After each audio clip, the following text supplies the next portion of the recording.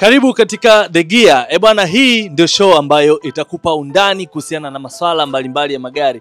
Hii ndio sehemu ambayo itakupa elimu kuhusiana na magari. Utapata infotainment, yani entertainment pamoja na information za magari mbalimbali. Hii inaitwa The Gear. Mimi naitwa Jerry. Karibu katika show.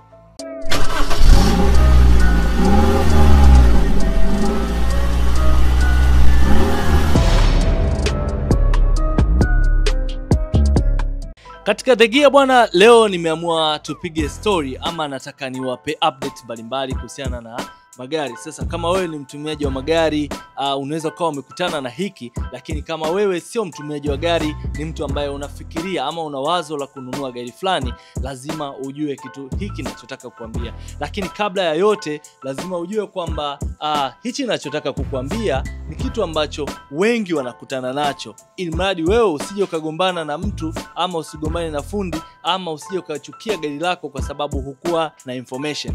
Leo nataka kuzungumzia kitu kinachoitwa common problems. Yes, common problems zipo katika baadhi ya magari, hasa magari mengi sana. Unaweza kukuta brand fulani ina tatizo fulani, brand fulani ina tatizo fulani, lakini inawezekana brand fulani hailingani na tatizo la gari aina nyingine. Kwa mfano, let's say Toyota inaweza kuwa na tatizo ambalo halilingani na aina fulani ya Nissan, lakini unaweza kukuta BMW ina tatizo ambalo halilingani, na inawezekana hata katika hizo BMW pia models zinatofautiana. Sometimes unakuta model hii ina changamoto hii, model fulani ina changamoto tofauti. Sasa leo tuanze na nini? Tuanze na babalao. Yes, tuanze na BMW. Sasa kwenye BMW nataka tufanye category kama 2-3 hivi. Tuanze na 1 series, 3 series, pamoja na G20. Nadhani haipo sana hapa kwetu, lakini hizi ni models ambazo kwanza korofi sana. Tatizo la kwanza la gari hizi huweza kutoa moshi pale ambapo zinafikia kilomita kubwa sana. Hapa nazungumzia kilomita nyingi. Unajua kuna common problems zipo za kilomita chache, pale ambapo gari umeinunua kabisa brand new 0 km, na kuna zile common problem pale ambapo gari zinaanza kuwa yani zimezeeka. Sasa common problem ambazo nazungumzia ni zile ambazo gari tayari age go, au sio? Zile common problems za BMW 3 series za kwanza ni leakage. Kunakuwa na leakage ya oil. Unaweza kubadilisha leo seal hii, kesho kaja seal nyingine. Unaweza kubadilisha leo seal fulani, kesho kutwa kaja seal nyingine. Na unaweza ukajikuta umemlipa mtu kwa ajili ya kukufanyia service, na ukakuta baada ya muda oil iliweka sawa, lakini baada ya muda pale inakuakia taa ya oil kwamba oil low, au unakuta inakuakia taa ya kwamba oil kama ile alama, kuna alert fulani pale katika dashboard yako inaonyesha kwamba kuna tatizo la oil. Au unapoenda sehemu ya kupimia oil unakuta oil yenyewe imepungua tofauti kabisa na ulivyotegemea ama ulivyoweka awali. Ndani ya muda mchache na ukaanza kuhisi tatizo labda ni aina fulani ya oil. Tatizo kubwa la BMW la leakage linajulikana. Kwa wale ambao wameshatumia hizi gari za BMW wanafahamu moja kati ya matatizo ambayo yanawachanganya sana. Tatizo jingine ni kutoa moshi. Gari hizi bwana zinakuwa na machangamoto sana ya masuala ya valves. Unakuta gari inaanza kutoa moshi, na ukiangalia pamoja na kupungua kwa oil, moshi unaotoka kule nyuma unakuwa una changamoto, sometimes moshi mkubwa sana, ambapo utahitajika kubadilisha valve seal. Na kitu kingine katika ile leakage, top cover linaweza likaharibika lenyewe. Leakage inasababishwa sometimes na zile seal, lakini pia kuna tatizo la lile top cover lenyewe linaweza kawa lina changamoto. Kuna zile engine zenye kimota juu, wanaita kimota Valvetronic, zinakuwa na changamoto kubwa sana. Pale ambapo gari imefunguliwa imerudishiwa, basi changamoto zinaweza zikaanza, ama inawezekana tu zikaanza zenyewe imestuck.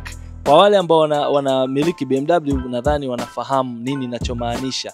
Sasa tusiende sana na kuwaogopesha watu. Lengo ni kuwapa common problem. Tutaenda kwenye magari mengine yote, usiokaanza kusema na ya dis tu BMW. Kuna model ya BMW X3, let's say hii model ya kwanza E83, kuna ile model ya pili F25. kuna changamoto sana kwenye upande wa transfer case. Yes, kukutana na tatizo la transfer case katika BMW X3 ni tatizo ambalo ni common. Tuje kwenye BMW X5, zinakuwa na changamoto sana ama common problem kwenye masuala ya airmatic suspension. Nyuma inatumia booster airmatic suspension kupanda na kushuka, kunakuwa na tatizo sana. Lakini ile model nyingine ya mbele ya X5 E70 yenyewe inakuwa na tatizo la transfer case na yenyewe, lakini pia leakage na nini vyote kama kawaida, bila kusahau matatizo ya leakage za maji ama overheat ama matatizo yanayotokana na kupasuka kwa mtungi wa maji, kupasuka kwa hose za maji. Hivyo ni vitu ambavyo vipo kwenye BMW. Tusiendelee sana na kuatisha sana, tuingie kwenye Mercedes Benz. Yes, Mercedes Benz imeonekana ni gari imara, nzuri, luxury.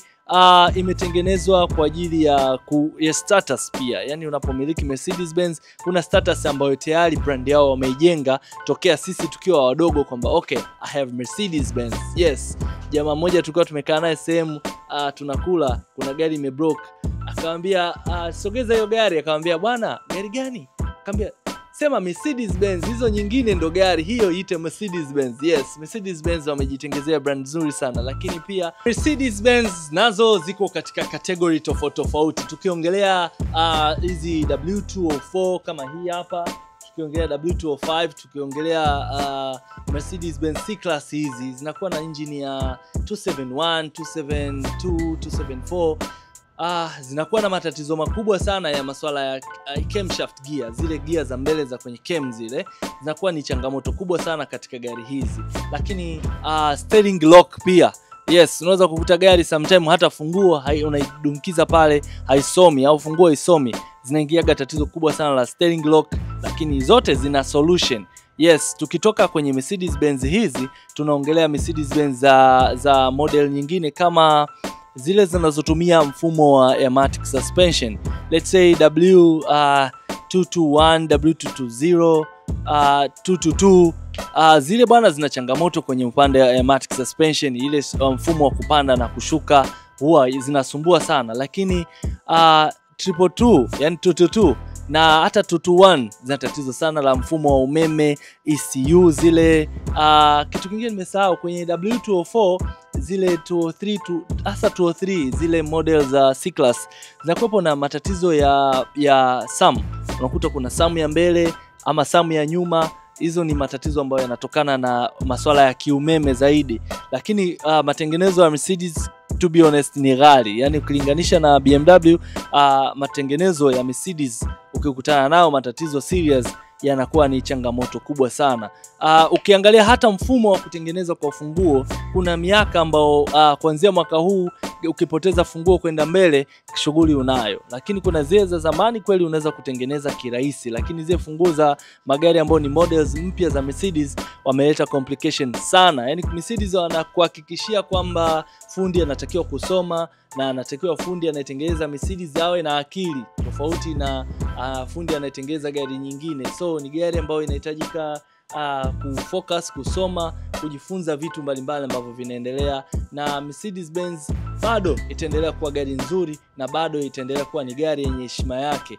Kuna zile GLE nazo zina tatizo la masuala ya cam, kuna matatizo madogo mengine, lakini all in all hizo ndo common problems za Mercedes. Let's go to Toyota now. Toyota ni gari common, gari ambazo ziko kwa watu wengi sana. Sasa Toyota hatuwezi kuongelea tu Toyota, kuna magari mengi sana. Tuanze na zipi sasa? Tuanze na Vanguard, tuanze na Vanguard hizi wanaita Miss Tanzania, wenyewe wanaita zile model ya pili ya RAV4. Tatizo la steering rack ni kubwa sana, kwa sababu pale kuna hata hizi Wish pia zinatumia mfumo wa steering rack za umeme. Hizo ni common problem. So endapo unakutana nazo, ujue kabisa hicho ni kitu ambacho kama hakija kukuta leo kitakukuta kesho. Steering rack zake zinasumbua sana. Pale ambapo hata sisi mafundi tunapambana kubadilisha steering rack, huwa tunashauri ibadilishwe original na mpya, kwa sababu used pia zinahitaga changamoto. Sio kwamba used haziwezi kufaa, lakini zinahitaga sana changamoto kwenye kufunga. Unaweza kujikuta unafunga 3, 4 na bado zikaendelea kusumbua. Kuna wale wa Harrier, kuna wale wanaotumia RAV4, kuna engine inaitwa 2AZ. 2AZ bana ni engine nzuri sana, lakini nadhani kwa sababu ya uzee Edge Go inatusababishia matatizo mengi sana sisi wapenzi watumiaji wa gari hizo. Kunakuwa na oil consumption ya oil, unakuta gari inawasha taya oil inapungua. Pia kuna tatizo la piston rings. Zile engine bwana sumbufu sana, na pale mtu anapojaribu kufanya overhaul, wapo ambao wanafanikiwa lakini wapo ambao hawafanikiwi. Watu wengine wanamuaga kufanya decision ya kununua half engine, yani slim engine, wengine wanunua engine complete, lakini bado ni sumbufu sana. Sasa katika hizo gari tunaongelea zile ambazo zinatumia mfumo wenye engine ya 2AZ. Twende kwenye Hilux bwana. Hilux Vigo 2KD 1KD ni gari imara, gari zinazotumika hata kwenye miradi, barabara mbovu na baadhi ya sehemu ambazo ni korofi. Wale wenye project zao wanazitumia sana. Sasa zile tatizo lake kubwa zinakuja kwenye masuala yanayoitwa common rail issue. Unakuta mfumo wa diesel hasa kwenye pump nozzle ni korofi sana. Yani unakuta nozzle zile ni kwamba zimetengenezwa kwa mfumo ambao ziko so sensitive na zipo za aina tofauti. Kwa hiyo ni gari ambayo zinachagua sana diesel. So pale ambapo diesel imekuja chafu ama imekutana na tatizo lolote kwenye upande wa nozzle ama swala lolote la mafuta, basi ni rahisi sana kureact na kuleta matatizo makubwa sana. Hizo ni engine za 1KD 2KD. Kuna Land Cruiser 200 series zinaleta shida sana kwenye mfumo wa steering rack. Yes, steering rack katika Land Cruiser 200 series ni changamoto pia. So ni moja kati ya matatizo ambayo yanakuja kwenye upande wa Toyota. Hizo ni common problems za Toyota. Let's go to Land Rover. Oh my god. Sisi tuanzie wapi? Tunapongelea Land Rover Discovery 3, Discovery 4.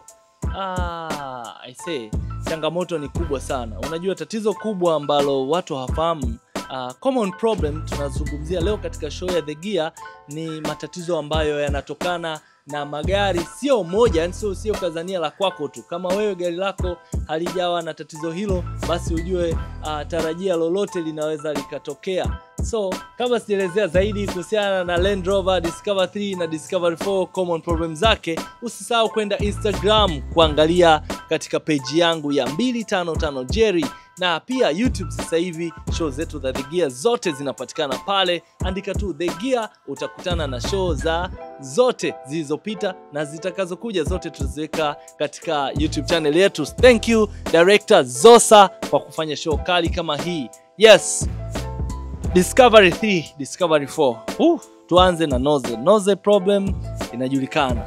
Common problem nyingine ni pump shida sana, zinasumbua sana. Pneumatic suspension, mfumo wa kupanda na kushuka kwa pneumatic suspension ni shida sana. Tuje katika engine bwana, kuna tatizo la crankshaft. Yes, hiyo engine bwana ikikosa oil kidogo tu, basi utakutana na engine imenyonga, basi mtu anahitajika abadilishe engine nyingine. So huwa tunashauri watu wabadilishe engine za Land Rover Discovery 3 na Discovery 4 brand new 0 km, asiweke hizi engine ambazo ni used. So kwa ubaya, lakini used pia nazo zinakuwa zimetembea kilomita nyingi, kwa hiyo mtu ataenjoy kidogo tu na kuweza kupata tatizo. Yes, turbo ni moja kati ya tatizo kubwa katika Discovery. Pneumatic suspension, mfumo wake unasumbua zile booster pamoja na pampu yake ni shida. So hizo ni common problems, sio kwamba usinunue, ni matatizo ambayo yanakuta magari mengi. Inawezekana lako lisikutwe na tatizo hilo ukaenjoy, lakini ni matatizo ambayo ukiingia katika Google kuna forums zinazoelezea matatizo kama hayo. Mazda CX-5 diesel ni gari common, zimependwa sana, zimenunuliwa sana, lakini ni vitu ambavyo vinajulikana na unatakiwa ujue kabla hujanunua gari hiyo. Unaponunua gari, unapokuwa na mtu katika kazi yako, katika mahusiano yako, unatakiwa ujue changamoto zake. So Mazda CX-5 ina tatizo kubwa la kwanza DPF ni diesel particulate filter. Wenzetu wametumia mfumo wa kuprotect mazingira, na inapofika wakati DPF inahitajika kufanyiwa baadhi ya service ama kufanyiwa kitu kinachoitwa regeneration. So zinapokuja zinakuwa zime exceed ile limit yake. So zinapoanza matatizo ya DPF, utakuta taa ya DPF inawaka pale, utakutana na unaendesha gari halina nguvu, unatakiwa ufanye vitu mbalimbali, unabidi uende kwa wataalamu waweze kukusaidia. Maji katika Mazda CX-5 ama coolant huwa ina changamoto kwa sababu kuna kidude fulani chenyewe ni cha plastic ambacho mbadala wake wakatengeneza cha chuma. Ni default kutokea kiwanda ambapo waliona na kuweka marekebisho hayo. Yes, Mazda CX-5 gari nzuri, consumption yake hasa ile ya diesel consumption nzuri sana. Mimi binafsi nahisi kwamba Mazda na IST kwenye swala zima la consumption mimi nahisi kama vile wanalingana vile. Audi na Volkswagen. Bwana, Audi na Volkswagen ni gari ambayo sijui nisemeje, ni gari nzuri, imara, lakini kuna models ambazo nipendwa sasa hivi zipo nyingi sana. Zina kitu kinachoitwa common problem. Tukisema common problem, matatizo ambayo yanaendana, sawa? Audi Q5 ni gari pendwa, imependwa na watu wengi, lakini ina common problem zake. Yes, leakage ya maji, tatizo la leakage ya oil, baadhi ya wiring kuwa na tatizo, lakini changamoto yake kubwa ni gearbox. Yes, gearbox ya Audi Q5 inakuwa na changamoto sana. So unakutana na tatizo la gearbox, na nadhani watu wengi wanakosea pale ambapo wanaanza kuleta kutumia uzoefu wao kwenye kubadilisha oil. Oil ya Audi inatakiwa ipatikane oil ambayo inaendana na gearbox. So watu wanakosea pale wanapoweka gearbox tofauti. Sasa story ya Audi, gearbox oil ukikosea au gearbox ikiharibika, unatakiwa ubadilishe gearbox nyingine. Haya ni matatizo yanayotokana sana na Audi. Tunapokuja kwa swala gearbox nyingine, hauwezi kufunga tu gearbox nyingine kama Toyota na ikaweza kufanya kazi, haiwezekani. So inatakiwa ufanye kitu kinachoitwa kama kuicode ile gearbox kuweza kufahamu kwamba sasa hivi inafanya kazi katika Audi nyingine. Gharama za kufanya zoezi hilo ni kubwa sana kulinganisha na gharama za kufanya zoezi hilo katika Toyota, kwa sababu ni vitu ambavyo vinahitajika kufanyika na watu ambao ni maalum wanaoweza kufanya vitu kama hivyo. Na unakuta Audi Q5 kama unabadilisha gearbox na gearbox ya zamani haipo, changamoto ndo inazidi kuwa kubwa, kwa sababu kuna plate iko ndani, control yake, ambao huwezi kufanya chochote paka upate control nyingine ya gearbox ambao ni mpya. Ni ngumu sana. Inawezekana kuna mtu anaweza, lakini sijui nikwambieje, ni kitu ambacho wao wameweka sana restriction kwenye swala zima la kuprogram Audi Q5 gearbox. Steering rack ya Audi Q5 pia inaletaga changamoto. Yes, hivyo vitu vyote ni vitu ambavyo vinaweza kuleta changamoto katika Audi Q5. Hii inaitwa Autotech ya The Gear. Leo tulikuwa naongelea kitu kinachoitwa common problem. Hofu yangu wewe usiingie na uoga mkubwa kununua gari hizi. Hizi ni common problem ambazo zinatengenezeka. Yes, unaweza kutengeneza na maisha mengine yakaendelea, ukaendelea kuenjoy gari yako. Usigome kununua gari ambao ni ndoto yako.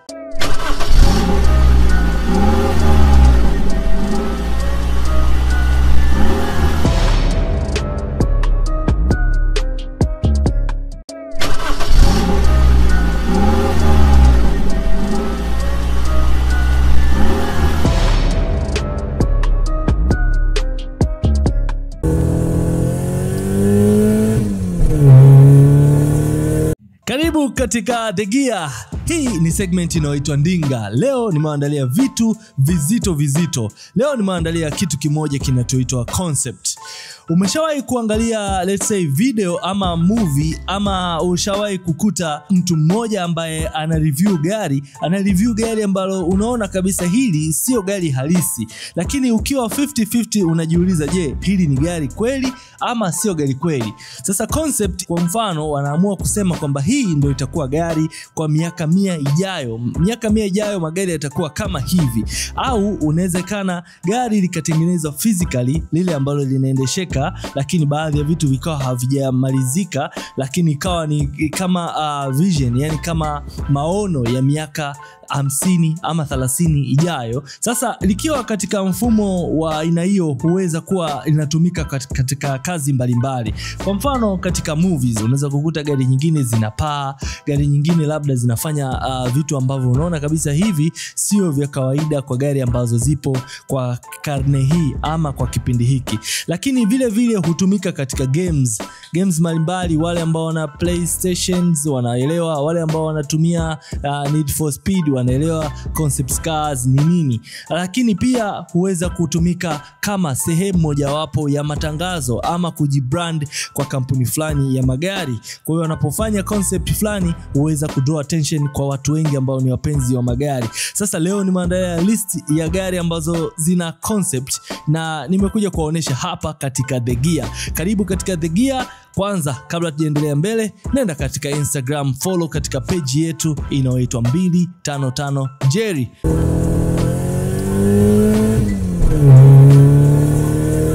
BMW Vision Next 100. Bwana, hii ni kama vile vision ya BMW miaka 100 ijayo. Nani anaweza akatabiri itakuwaje kwaje katika masuala mazima ya garage, utengenezaji wa magari? Lakini BMW wao wameamua kuvision kwa miaka 100 ijayo kwa kutengeneza hiyo BMW Vision Next 100. Hii chuma bwana ina option mbili za uendeshaji, full autonomous na normal mode, ama unaweza kuita boost. Ukiangalia gari hii kwa ndani ni kama uko sebreni hivi, kwa sababu kwanza ina nafasi kubwa na siti yake ina uwezo mkubwa sana wa kurudi nyuma. Kizuri zaidi ni kwamba wheel steering pamoja na dashboard zote ambazo zinakaa pale katika gari kwa mazingira kawaida hujificha ndani kwa kutokuonekana kabisa, yani unakuta pale pamepotea kabisa. Basi kuna button moja pale inayoitwa boost mode. Button hii utakapoibonyeza hubadilisha mfumo mzima wa gari kurudi katika hali ya kawaida ya mtu ambapo anahitaji kuendesha gari kama mtumiaji wa kawaida. Lakini sio gari tu, hii mashine inakimbia sana. Lakini kizuri zaidi ni kwamba ina uwezo mkubwa sana pale ambapo unaendesha, unakata kona, ina uwezo mkubwa sana wa kujikontrol yenyewe na kuweza kuwa na sensor ambazo zimezunguka sehemu mbalimbali. Katika muonekano wa nje ina muonekano ambao umefunika tairi na hazionekani. Endapo utakata kona kulia na kushoto, basi kuna material ambayo yenyewe itaziba tairi ile pamoja na kukata kona isionekane, pamoja na kwamba imekata kona. Material fulani ambayo details zake kwa undani kabisa BMW wenyewe hawajazitoa. Tukija kuzungumzia kuhusiana na muonekano wake wa mbele, hivi unajua mfumo wa shock grill za BMW za mbele unaitwaje?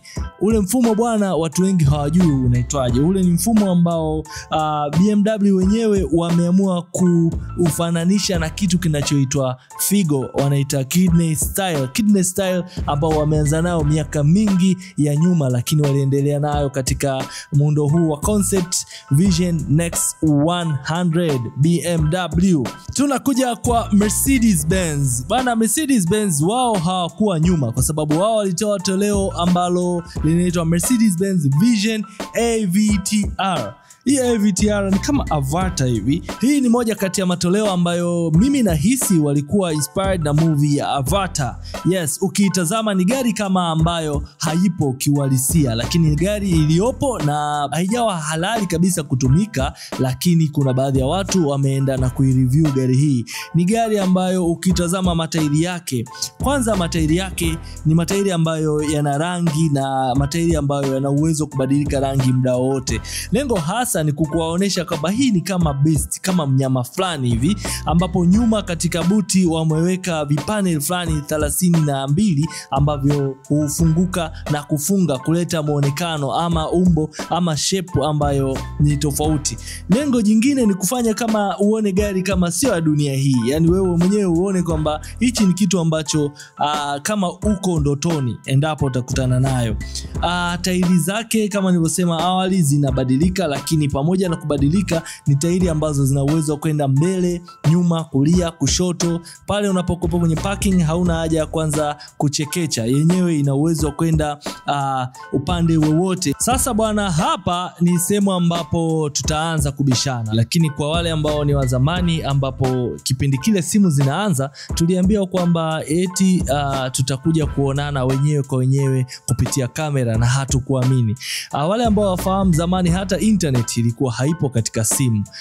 Tulikuwa tunaenda internet cafe, lakini wengine walitabiri kwamba hivi vitu vitakuwepo na vikawezekana. Tukija kwenye swala la gari likijiendesha lenyewe, halitumii mtu, pia lilikuwa ni ndoto ama ilikuwa ni jambo ambalo haliwezekaniki kwamba mtu eti gari lijiendeshe lenyewe. Mimi nakumbuka zamani mtu alikuwa ananiambia eti gari unaliambia go to the market, linaenda sokoni lenyewe. So tulikuwa nahisi kama ni uongo, lakini kwa miaka sasa tulipofikia, basi ni kitu ambacho kinafanyika na kipo. Sasa tuje kwenye teknolojia ya hii Mercedes-Benz Vision AVTR. Hii Mercedes-Benz bwana, teknolojia moja hatari sana.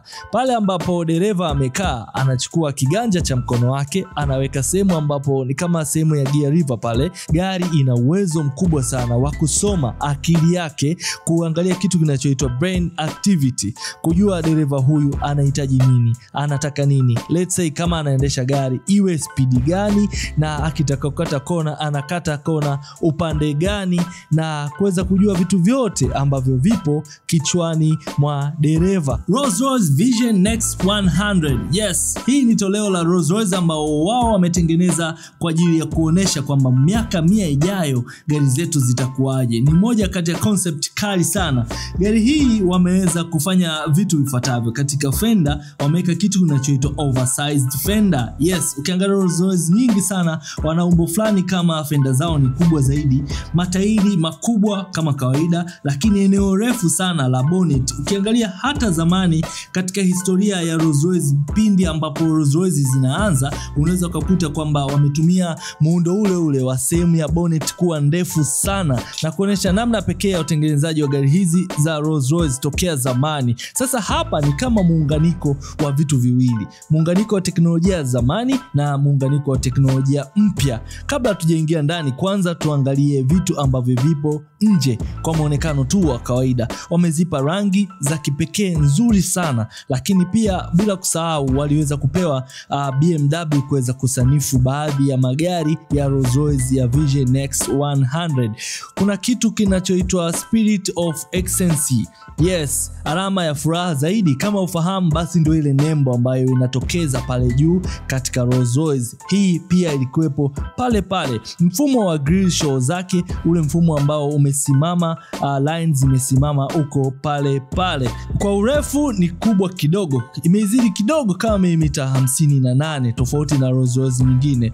Lakini tukiingia ndani sasa, hii ni gari ambayo haitokuwa na option ya mtu kuendesha. Hii ni gari ambayo hakuna sehemu ya dereva kukaa. Ni gari ambayo ndani yake kuna siti tu kama sofa ambapo mtu anakaa na anaweza kuenjoy safari yake kiujumla. Sofa ambayo inaweza kuweka watu wawili, lakini ikiwa imedarishiwa gari hiyo na sehemu mbalimbali za vitambaa na sehemu mbalimbali za mbao yenye rangi ya mbao kabisa. Hakuna pedal, hakuna masuala ya accelerator, hakuna braking system, hakuna chochote. Ikiwa imepewa nguvu ya umeme yenye mota ya zaidi kilowatts 250, sio moja tu, moja mbele moja nyuma, ikiipa nguvu zaidi Rolls-Royce katika safari zake na kuweza kutunza chaji kwa muda mrefu sana. Hiyo ndio itakavyokuepo Vision ya Rolls-Royce inayoitwa Rolls-Royce Vision Next 100. Audi nao hawapo nyuma, kwa sababu nao wameleta concept moja kali sana. Hii inaitwa Audi Skysphere. Bwana, moja kati ya gari ambayo ina muonekano mkali sana, show grill moja hatari kubwa na umbo lake la ajabu sana. Engine yenye uwezo mkubwa. Hapana.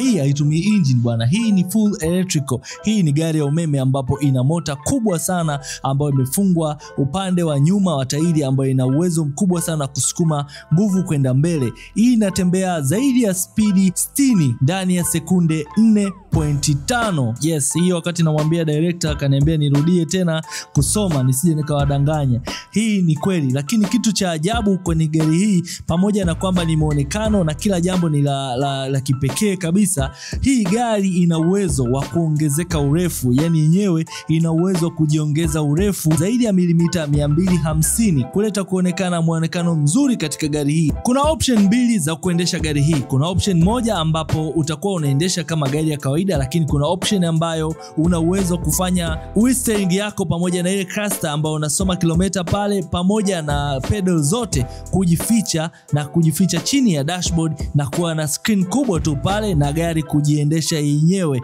Yes, hapa wanaangalia jinsi gani miaka ifuatayo watu watakavyokuwa wavivu, hawataki kabisa masuala ya kuendesha gari. Dashboard ambayo iko full screen mwanzo mpaka mwisho na sehemu nzuri ya kuwekea mikono, na hapo wameweka baadhi ya sehemu za kuweka screen. Ukitazama gari hii kwa mbele katika show grill, unaweza kaona show grill ya nini, kuna haja gani ya kuingia hewa wakati ni gari inayotumia umeme na mota zake ziko nyuma. Wameamua kutokupoteza uhalisia wa show grill baada ya kuweka LED ndogo ndogo katika show grill yake ya mbele kwa ajili ya kuonesha uzuri wa gari kama tulivyozoea machoni mwetu. Milango inaofunguka kwa nyuma yenye muonekano mzuri. Gari hii ni concept lakini ina muonekano mzuri sana ukitazama, tofauti na concept nyingine.